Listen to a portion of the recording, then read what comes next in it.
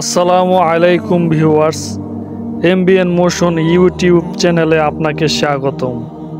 হযরত তামিম ইবনে জায়েদ আল আনসারী ছিলেন একজন মুসলিম সাধক, যার দরগা ভারতের তামিলনাড়ুর কোভালামে অবস্থিত, যা চেন্নাই থেকে 30 কিলোমিটার দূরে অবস্থিত।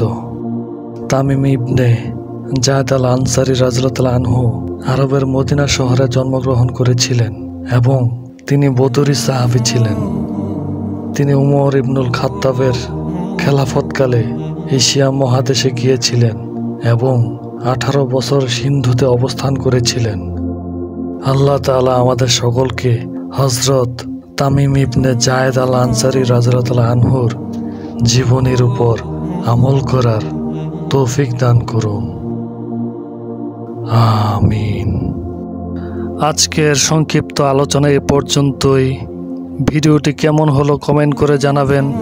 সবাই নতুন নতুন ভিডিও পেতে চ্যানেলটি সাবস্ক্রাইব করুন। দেখা হবে নতুন কোনো ভিডিওতে। সবাই ভালো থাকেন, সুস্থ থাকবেন। আসসালামু আলাইকুম ওয়া রাহমাতুল্লাহ।